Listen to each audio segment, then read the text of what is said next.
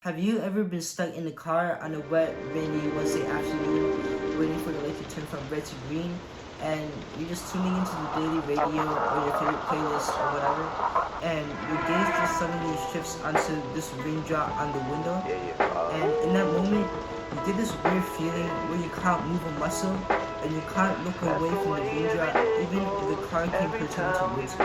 And in this deadly trance, you're forced to gape at this ordinary raindrop that you see every day, and yet it seems like this time you're seeing it in a new light. You notice how brief glimmers of light escape from the dark depths of the raindrop, and in that moment, each raindrop looks like a snow globe or a little bear on a snow. And as you let your thoughts run wild, suddenly someone beeps at you, and you're forced to come back to reality and move out the way. And when you think about what happened later, you start to wonder, how did I get so obsessed with something so ordinary, something that I see every day? And you start to wonder, is something wrong with me? Well, you can chill because nothing's wrong with you. In fact, there's even a word for it. It's called libido.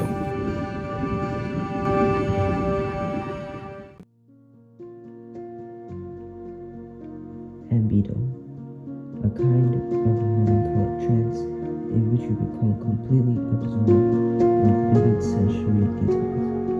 Raindrops skittering down a window, tall trees swinging in the wind, clouds of cream swirling in your coffee.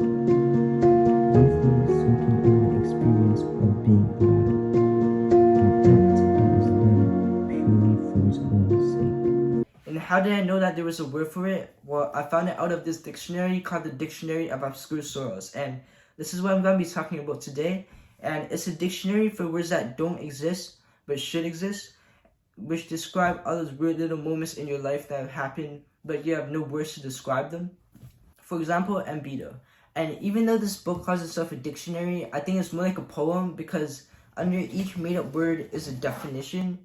And even though some of these words can be described kind of straightforwardly, I think this author made it his personal mission to use the fanciest, strangest words to carve that image into your brain. So as I explored this dictionary, I definitely found words that I could relate to the most and words that just became my favorite because of how they were sounded, how they were described, stuff like that. The first and one of my most relatable words is called Sonder.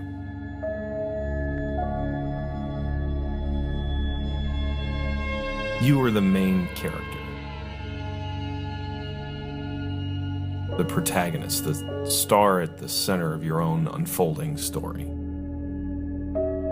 You're surrounded by your supporting cast, friends and family hanging in your immediate orbit. Scattered a little further out, a network of acquaintances who drift in and out of contact over the years. But there in the background, faint and out of focus, are the extras. Random passers-by, each living a life as vivid and complex as your own. When your life moves on to the next scene, there's flickers in place, wrapped in a cloud of backstory and inside jokes and characters strung together with countless other stories that you'll never be able to see. It's actually crazy how much I have this feeling. Like, I'll just be sitting in a restaurant, minding my own business, thinking about the things that happened today, when I see this other person doing their own stuff, and I suddenly start to wonder what happened in their day today, and what kind of experiences they've been through, what kind of crazy stories they've told others that I'll never be able to hear. And that's the thing, because I won't be able to hear them, because this world has so many people that are the main character of their own lives, and they have their own friends, their own hobbies, experiences, stuff like that. And I'll never be able to feel other people's experiences except for my own. The next word is dwelling for studying. The problem chance of watching the campfire in the dark.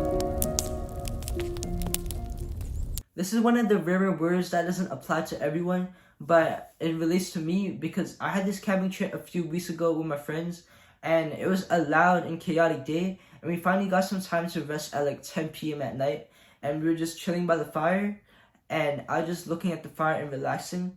But as I was looking at it, I just suddenly felt disconnected from my body. Like, I couldn't move a muscle, I couldn't make a sound, I couldn't look away from the fire, and I just completely absorbed in the way that fire moved and the heat coming off it and the crackling sounds. I eventually snapped out of it, but the whole thing was just surreal. Okay, number 3 is Canopsia. You can sense it when you move out of a house, noticing just how empty a place can feel. Walking through a school hallway in the evening, or an unlit office on a weekend. It's usually bustling with life, but now lies abandoned and quiet.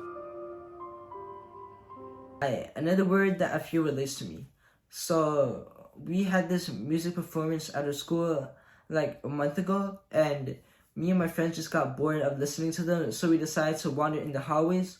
And it was nighttime, so it was the first time that I'd been to my school at nighttime, and it was there that I felt canopsia, like looking at all those hallways and classes and those offices that are usually full of people, but we're now like completely empty except for that one janitor that's mopping the hallways. It had an eerie kind of creepy feeling to it, looking at all those classrooms that are usually full of people without any people.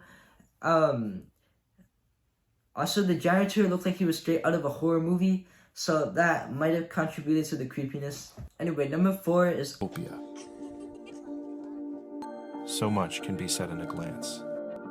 Such ambiguous intensity, both invasive and vulnerable. The eye is a keyhole through which the world pours in and a world spills out. Eyes are the windows of the soul, or the doors of perception. They're still standing on the outside of the house. I think I first noticed this in and after the COVID pandemic, when everyone was wearing masks and all you could see was those mysterious eyes. Of course, people wore masks before COVID, but I think it was during and after COVID that I started to notice how little emotion you can reliably detect when only the eyes are available. Take this for example. When you see those slight wrinkles in my eyes, you might think that I'm smiling and having a great time, when in fact I'm just squinting. Or when you see this, you might think that I'm suspicious, when instead I'm just mewing. Point is, the eyes are the most mysterious part of your body. I think this is gonna be the last word that I'm gonna mention today. Number 5 is Anemoia. In looking at old photos, it's hard not to feel a kind of wanderlust, a pang of nostalgia for times you've never experienced. To sit on the side of the road and watch the locals passing by, who lived and died before any of us arrived here. I think I get this when my parents tell me funny stories about their childhood, or when I'm looking through old photographs of people that I never knew. I just get this nostalgia of memories that I've never had. But the emphasis is on the nostalgia part. It's not like looking at a photo of someone do something crazy like skydiving and wishing that you had done that too. It's more like humble memories, like ordinary moments of other people's lives. It's that desire to relive someone else's ordinary moments that differentiates anemoia from just like looking at a post of somebody's crazy vacation at a 5-star hotel and wishing that you had done that too. Well, that's it for this video. There are many more words in here that you definitely found relatable or at least interesting, and if you're interested, go check it out. It's a great way to kill your spare time. It's relatively short, and according to me, it's a collection of poems of made-up words that will definitely make your day more interesting.